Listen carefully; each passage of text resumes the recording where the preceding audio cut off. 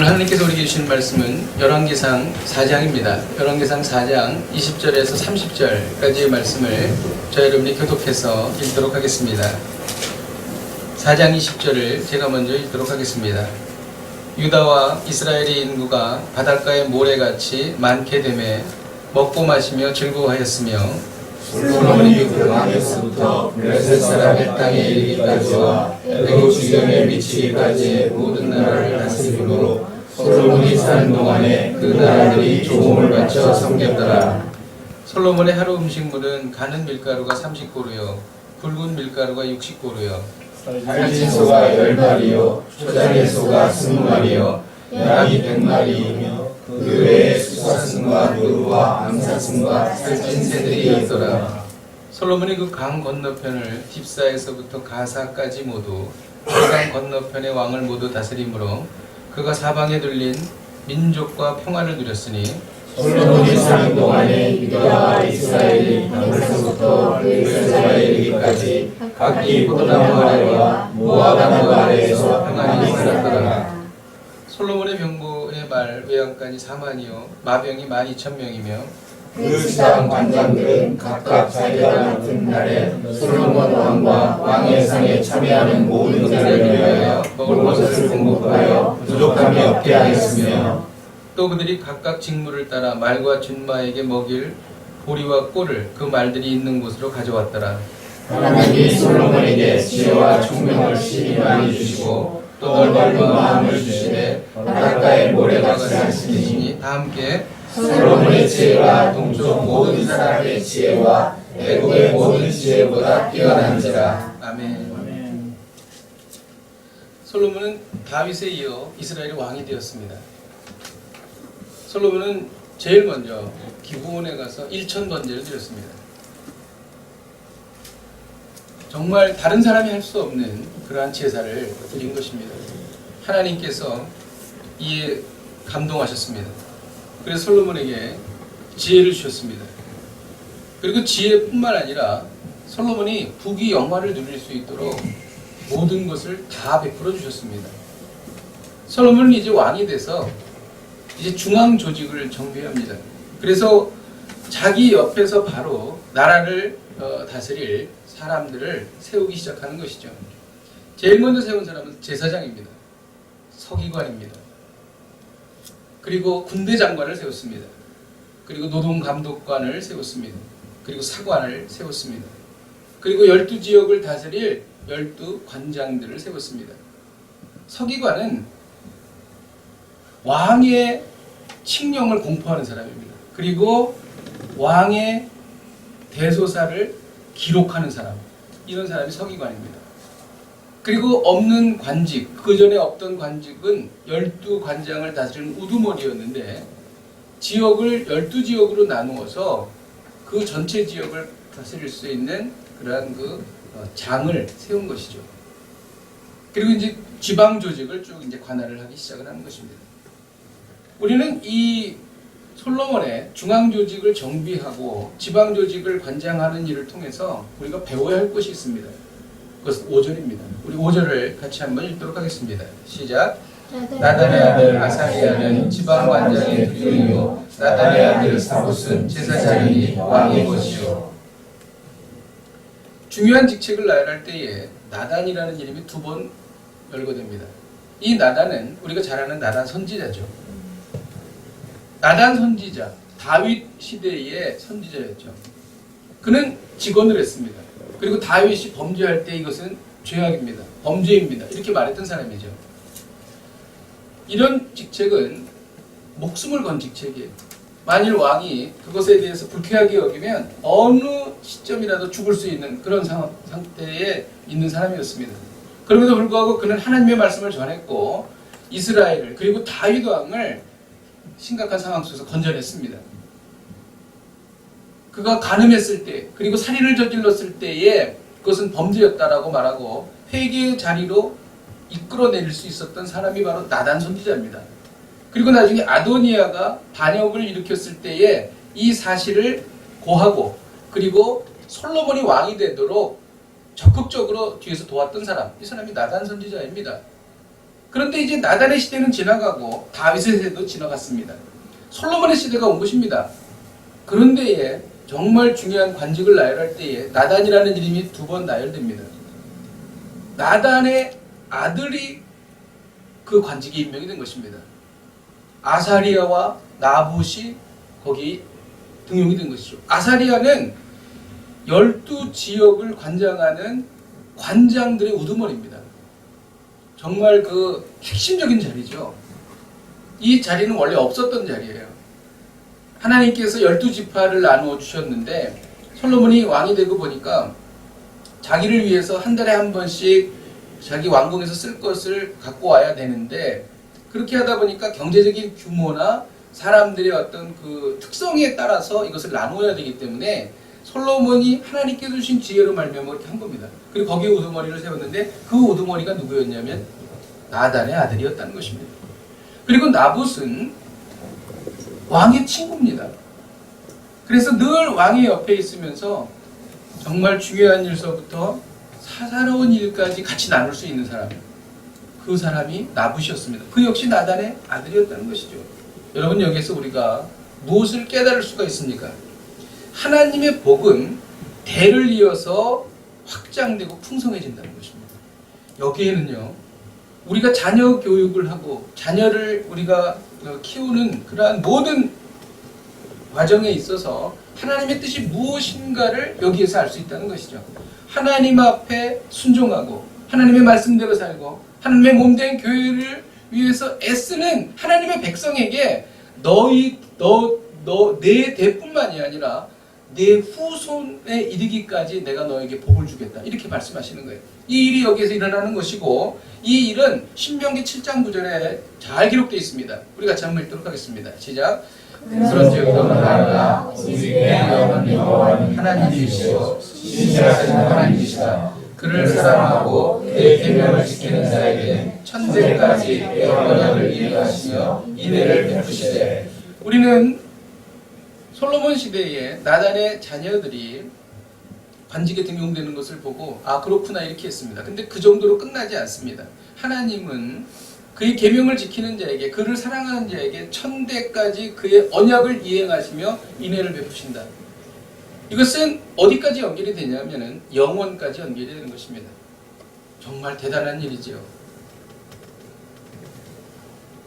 하나님께서는요 솔로몬에게 이스라엘이 과거에 한 번도 경험하지 못했던 부귀 영화를 주셨습니다. 인구가 활적으로 늘어났습니다. 경제가 아주 강해졌습니다. 그리고 주변에 있는 나라들을 정복해 들어가기 시작했습니다. 솔로몬과 이스라엘이 강하니까 주변 나라가 전쟁을 걸어오지 않는 거예요. 그러니까 평화가 지속됐습니다. 그리고 백성들은 태평성대를 누리게 된 것이죠. 솔로몬의 왕궁 살림은 정말 대단했습니다. 고운 밀가루가 30고루, 굵은 밀가루가 60고루였다. 사실 이 단위는 우리가 익숙하지 않습니다.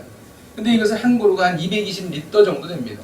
그래서 그것을 계산해 보면 정말 그 하루에 소비되는 그 밀가루의 양이 수십 톤에 해당했다는 것이죠. 그래서 소가 10마리, 그 다음에 방목해서 키운 소가 20마리, 그것은 유기농 소를 말하는 것입니다. 그리고 양이 100마리입니다. 그 외에도 산에서 잡은 들짐승들, 그리고 살찐 새들, 어마어마한 양들이 하루에 소비가 되었다는 것입니다. 그래서 이것을 학자들이 계산을 해봤습니다. 과연 이 많은 양이면 얼마나 많은 사람들이 먹을 것인가를 했는데 약 한 14,000명이 하루에 먹을 식량이라는 것이죠. 그 사람들이 왕궁에 있으면서 이스라엘을 견고케 했다는 것이죠. 개인이나 회사, 국가는 융성함을 누리기를 원합니다. 풍성하기를 원하죠. 우리는 이 대목에 대해서 솔로몬이 왜 이런 복을 받았는가? 솔로몬이 왜 무엇이 다른가? 하나님과 솔로몬의 관계는 무엇이 다른가? 하나님께서 솔로몬에게 약속하신 언약이 과연 무엇이 다르기에 전대에도 없고 후대에도 없는 이 융성함을 누리게 되었는가? 우리는 이것을 분명히 알고 넘어가야 된다는 것입니다. 여기에는 전혀 다른 솔로몬에게만 있었던 일이 있었다는 것이죠. 열왕기상 3장 5절을 우리 같이 한번 읽도록 하겠습니다. 시작.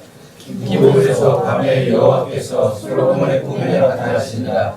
하나님이 이르시되 내가 네게 무엇을 줄고 너는 구하라. 솔로몬에게 친히 하나님께서 내가 내게 무엇을 줄까 물으셨다는 것입니다. 보통 우리의 믿음의 선배들이나 우리들은 대부분 하나님께 구합니다. 하나님 이걸 주십시오. 하나님 이렇게 주시면 이렇게 하겠습니다. 우리가 이렇게 구합니다. 그런데 솔로몬의 경우는 그게 아니라 하나님이 거꾸로 솔로몬에게 내가 내게 무엇을 줄고 이렇게 물으셨다는 것입니다. 이것은 내가 그거 일단 하나님의 마음에 감동이 있으셨다는 얘기고 하나님께서 솔로몬의 인생을 흡족하게 여기셨다는 것입니다. 그리고 솔로몬이 무엇을 구하든지 그것을 다 주시겠다는 것입니다. 백지수표입니다. 백지수표. 이것은 엄청난 영광이고 엄청난 기회이지요. 하나님께서 감동하시면 하나님은 우리에게 물으십니다. 여러분 혹시 이런 경험을 한 적이 있으십니까? 기도하는 중에 하나님께서 내가 무엇을 구하는지 원하는지 나에게 말하라. 그런 감동을 여러분 경험하신 적 있으십니까?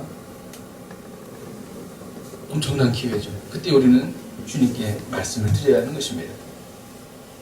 생각만 해도 가슴이 떨리는 일이죠. 저는 이러한 경험이 있기를 주님의 이름으로 축복드립니다. 아멘. 그래서 늘 기억하고 있어야 돼요. 저는 하나 기억했어요. 하나님께서 말씀하시면 하나님 설교 잘할 수 있게 해주십시오. 제가 말씀드리려고 지금 기회를 보고 있습니다. 여러분. 예. 그러면 성경에 볼 때에 과연 거꾸로 하나님께서 내가 너에게 무엇을 줄고 너는 나에게 구하라라고 한 성경에 과연 있는가? 저는 그것을 찾기 시작했습니다. 왜냐하면 그것을 찾아야 우리가 그 타이밍을 얻을 수 있기 때문인 것이죠. 예수님이 어느 날 여리고에 오셨습니다. 맹인 거지 바디메오가 예수님께 소리를 질렀습니다. 다윗의 자손 예수여 나를 불쌍히 여기소서. 뭐 맹인이니까 얼마나 길바닥에 살고 그랬으니 얼마나 좀 더럽고 냄새 났겠어요. 주변의 사람들이 막 말렸습니다. 시끄러! 떠들지 마! 너 가만히 있어. 예수님이 지나가신다. 사람들이 막 그랬습니다. 그러니까 더 소리를 지르는 겁니다. 다윗의 자손 예수여 나를 불쌍히 여기소서. 계속 그렇게 하는 것입니다. 끊임없이. 그때 예수님께서 바디메오를 불렀습니다.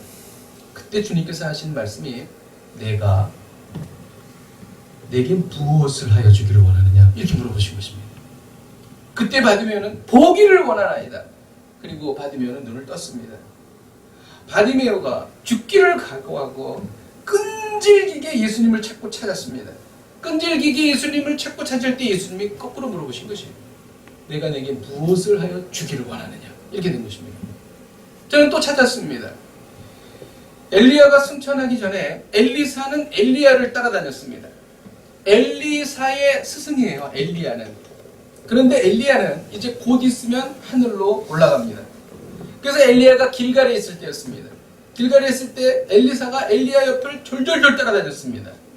그래서 엘리야가 이렇게 말하는 것이죠. 너는 여기에 머물라. 하나님께서 나를 베델로 보내시느니라. 그때 엘리사가 이렇게 말합니다. 여호와의 사심을 두고 맹세하노니 내가 여호와의 살아계심과 당신의 영혼의 살아계심을 두고 맹세하노니 내가 절대로 당신을 떠나지 않겠습니다.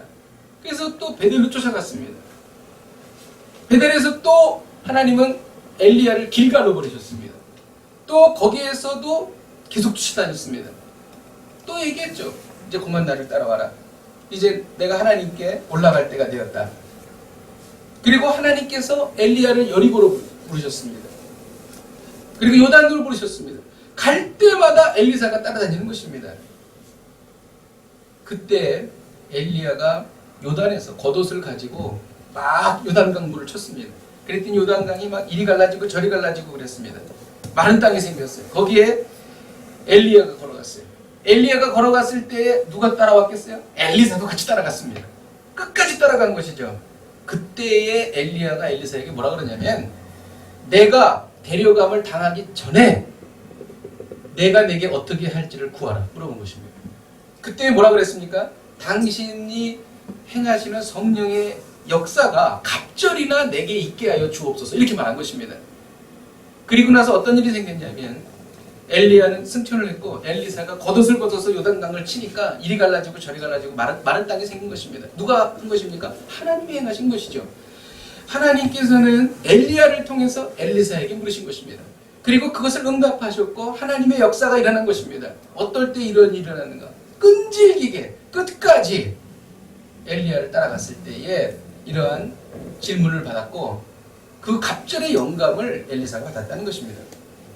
여러분, 우리가 말이죠, 끈질기게 주님을 따라가면 어느 순간인가 주님께서 우리에게 물으십니다.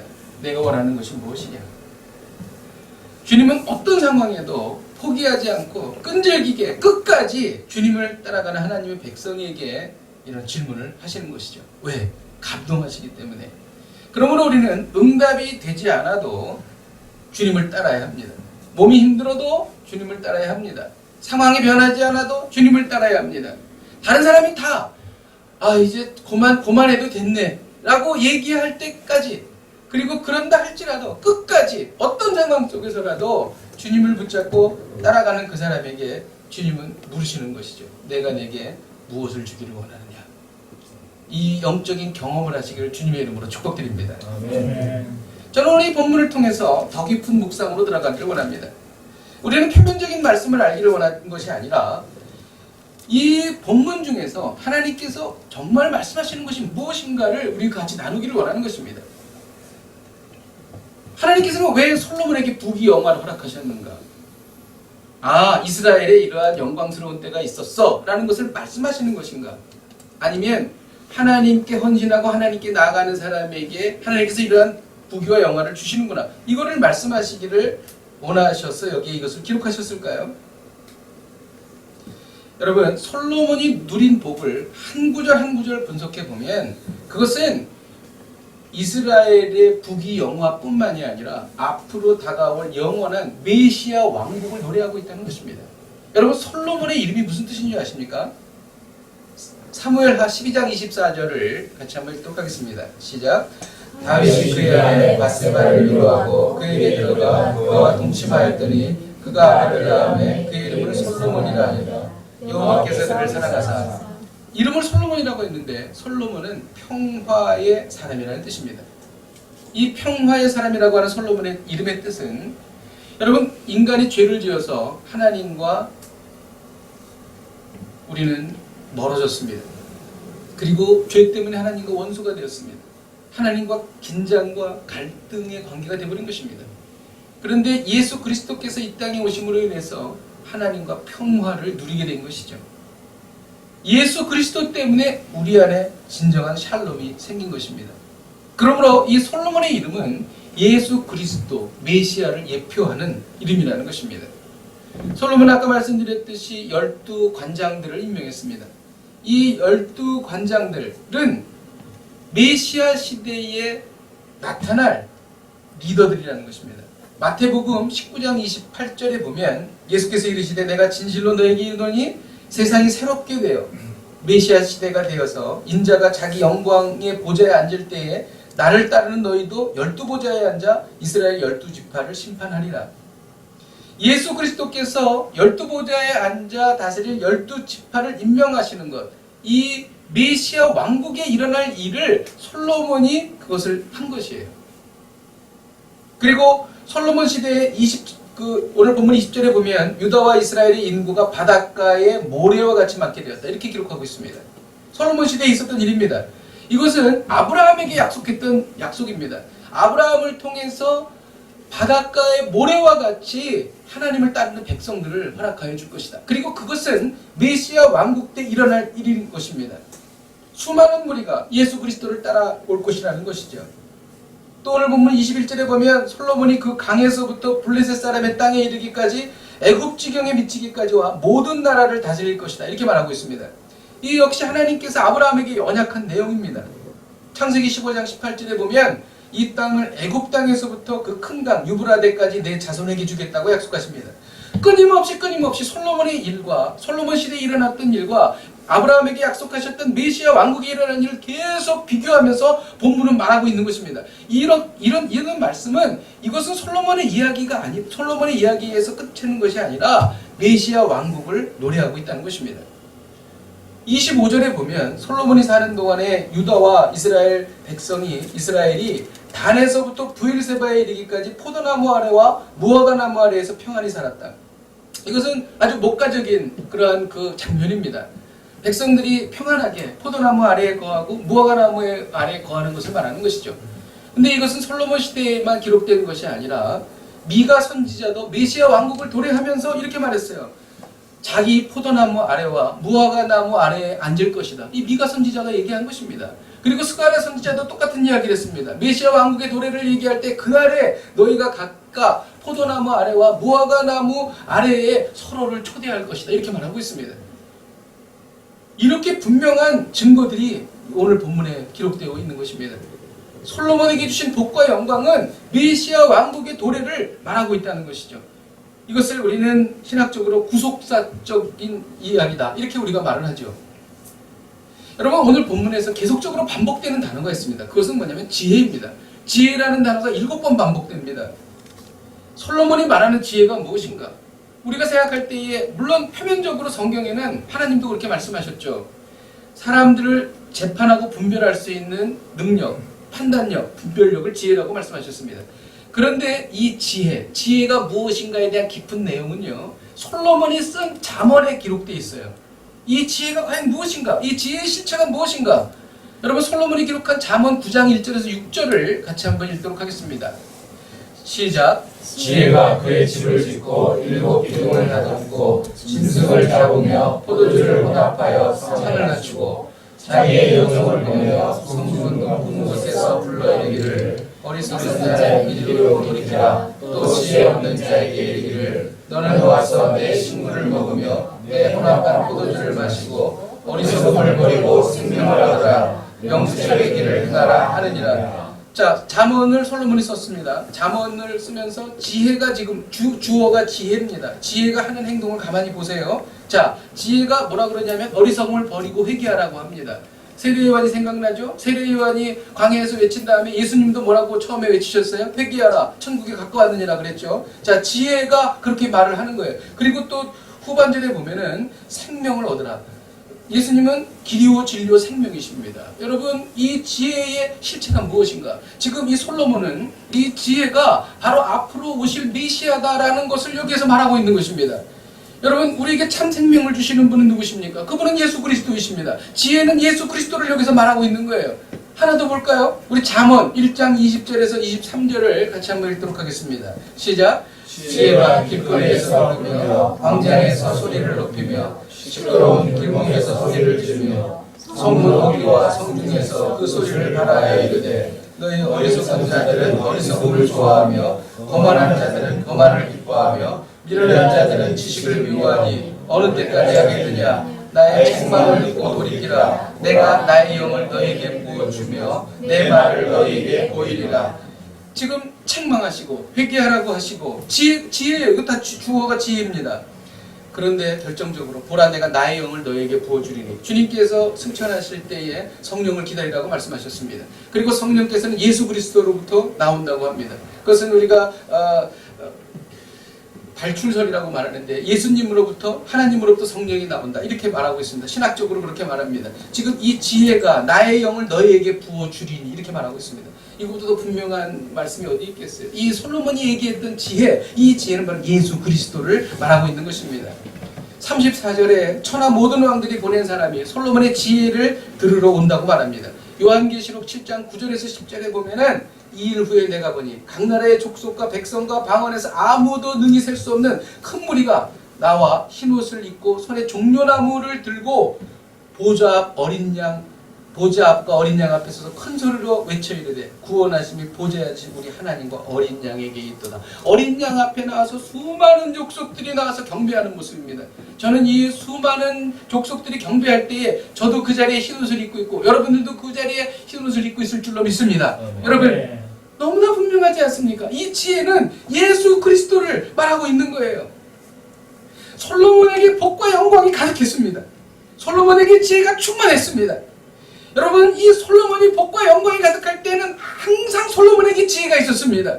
그런데 솔로몬이 나중에 이방 여인들에 빠져서 이방 여인들이 섬기던 그 우상들을 섬길 때에 솔로몬에게 부귀와 영광은 사라지기 시작했습니다. 여러분 솔로몬의 이야기 후반전을 보십시오. 지혜가 있다는 말이 없습니다. 나오지 않습니다. 지혜라는 단어가 하나도 없습니다. 지혜와 부귀와 영광은 항상 같이 있다는 것입니다. 여러분 오늘의 메시지가 무엇입니까? 부족함 없는 인생을 원한다면 예수 그리스도 안에 거하라는 것입니다. 저는 이 말씀 믿습니다. 아멘. 여러분 사람들이 그럽니다. 뭐 교회 다니면 무슨 복을 받고 교회 다니지 않으면 뭐 복을 받지 못하는가. 여러분 저는 분명히 선포합니다. 하나님의 백성은 반드시 예수 그리스도 안에 거해야 부족함이 없는 인생을 살게 된다는 것입니다. 이것은 역사적으로도 말하고 있고 우리 인생을 통해서도 우리는 알고 있는 것입니다. 여러분 우리가 실수할 것이 있습니다. 이 풍요로움이라는 것은 물질적인 풍요에 초점이 있지 않습니다. 이 풍요로움은 영적인 것에 초점이 있는 것입니다. 여러분 영적인 것이야말로 진정한 것입니다. 여러분 우리가 많은 것이 풍성하고 물질적으로 부족함이 없다 할지라도 불행한 사람 맞습니다. 불안합니다. 아침에 일어나면 불안합니다. 잠에 잘 때 불안합니다. 너무나 많은데 왜 불안할까요? 그러나 우리가 가진 것이 없을지라도 예수 그리스도 안에 있으면 마음이 평안한 것입니다. 기쁜 것입니다.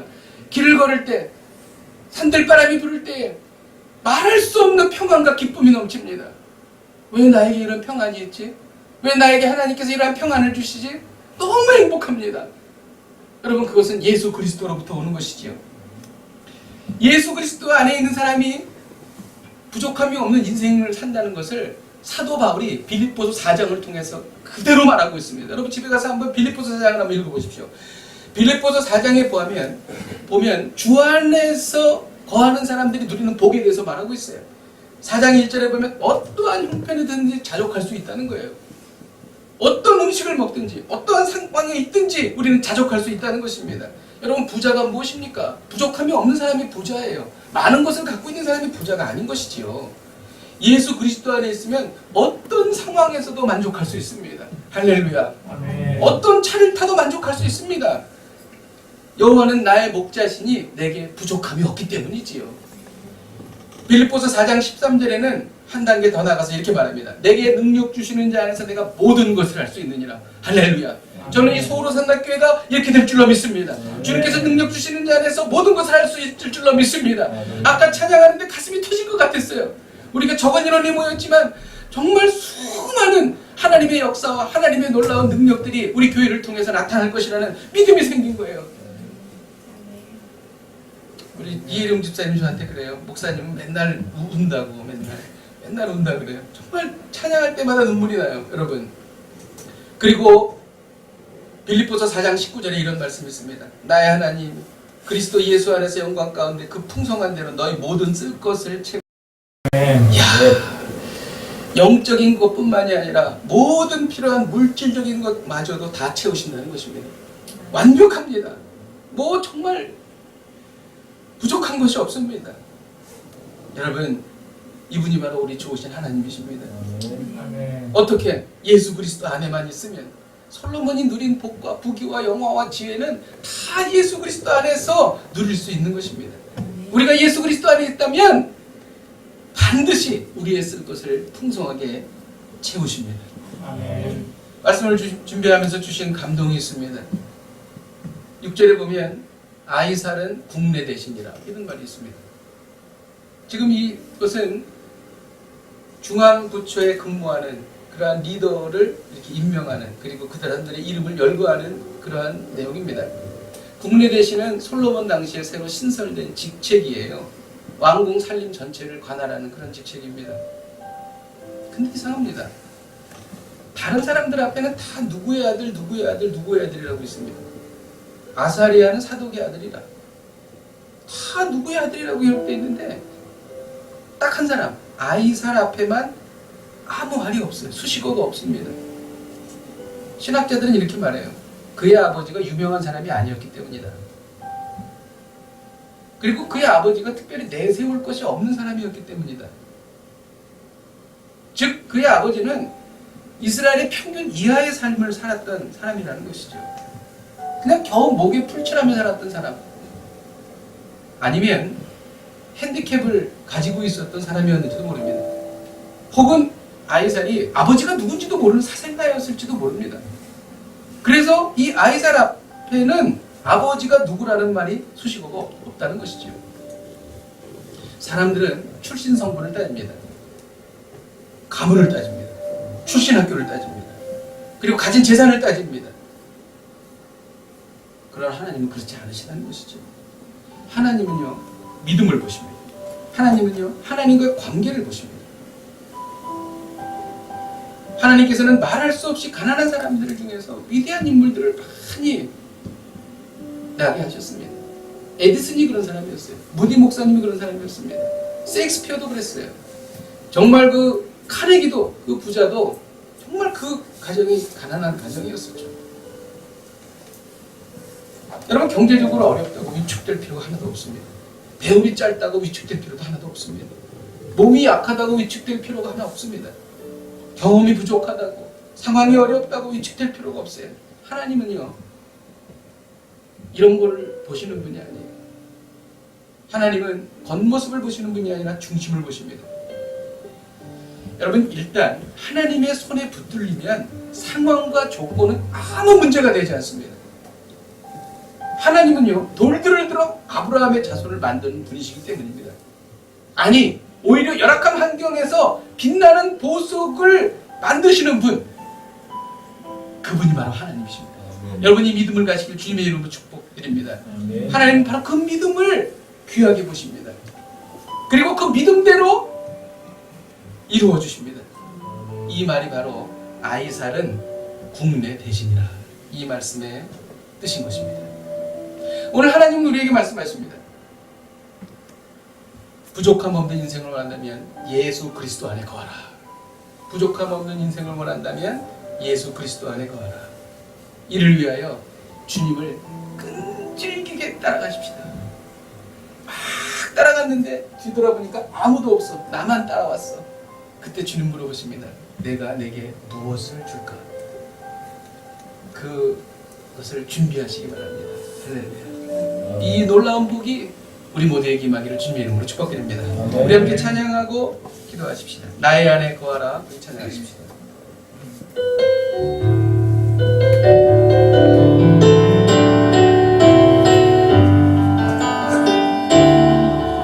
나의 안에 거하라.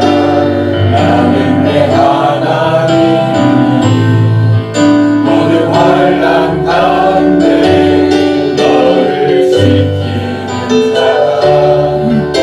두려워하지 마라. 내가 널 도와주리니 놀라지 말라. 내 손 잡아주리라.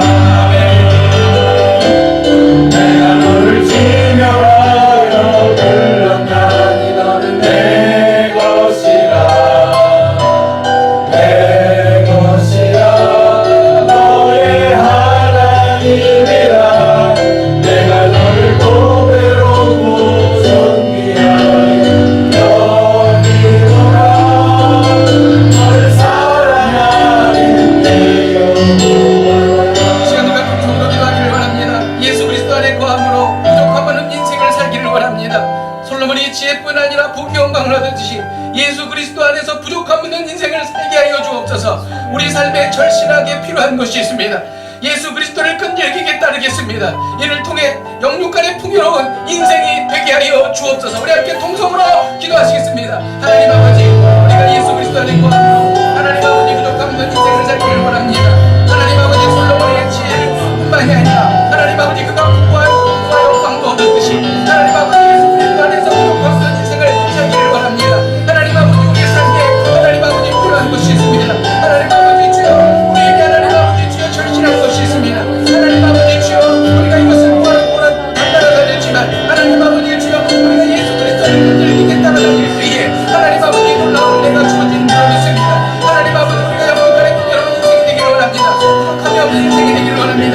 우리의 자녀들이 부족함이 없는 인생이 되기를 원합니다. 하나님 아버지 주 앞에 기도해 나갈 때에 성령님의 역사하시고 인도하여 주셔서 하나님 아버지 그 가운데 성령의 기름 부으심의 은혜가 아버지 우리 가운데 임할 수 있도록 하나님 아버지 기름 부으시고 하나님 아버지 함께 하여 주시옵소서. 그래서 주님을 찬양합니다. 하나님 아버지 주여, 어떠한 상황 속에서라도 주님을 찬양하겠습니다. 어떠한 상황 속에서라도 하나님 아버지 주님과 함께 하겠습니다. 하나님 아버지 주 앞에 기도하며 나아가옵니다. 우리가 여기서 기도할 때에 아이사는 내세울 것이 없는 가문이었지만 국가의 중요한 일을 감당했습니다. 주신 선물을 보지 않으시고 하나님을 신뢰합니다. 너시는 하나님을 신뢰합니다. 하나님을 향한 굳센 믿음을 갖기를 원합니다. 하나님과 긴밀한 관계를 갖기를 원합니다. 나는 가진 것이 없지만 하나님의 손에 붙들리어 하나님의 목적대로 잘 쓰임받는 인생이 되기를 원합니다. 우리 함께 통성으로 기도하시겠습니다. 하나님 아버지 주여, 하나님 아버지 주여, 정말 부족한 것이 없는, 세상 것이 없는 사람들입니다. 하나님 아버지 주여, 아이살도 그랬지만 하나님 아버지 주여, 그가 국가의 중요한 일을 부탁하게 되었습니다. 하나님은 주신 선물을 보지 않으시고, 하나님은 아버지 하나님 가진 것을 보지 않으시고, 하나님 아버지 하나님은 하나님과의 관계를 보시며 하나님 아버지 하나님을 향한 굳은 믿음을 보시는 분이 중요합니다. 하나님 아버지 우리가 긴밀한 관계를 갖기를 원합니다. 하나님 아버지 우리가 가진 것이 없지만 하나님의 손에 붙들려서 하나님의 목적대로 잘 쓰임받는 인생이 되게 하여 주옵소서. 그렇게 될 줄로 믿습니다. 하나님 아버지 우리 시간이 갖고 기도를 나아가오니 하나님 역사하여 주시고 함께하여 주시옵소서. 하나님 우리가 많이 힘듭니다. 하나님 우리에게 절실하게 주님 필요한 것이 있습니다. 하나님 아버지 주여 간절히 기도합니다. 하나님 우리를 불쌍히 여겨주옵소서.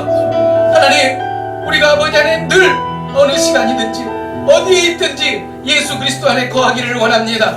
하나님 아버지 주여 예수 그리스도 안에 거하여서 부족함 없는 인생을 살게 하여 주옵소서. 그렇게 꼭 되기를 원합니다. 하나님 그러한 인생이 되게 하여 주시옵소서. 예수님의 이름으로 간절히 기도하였습니다. 아멘.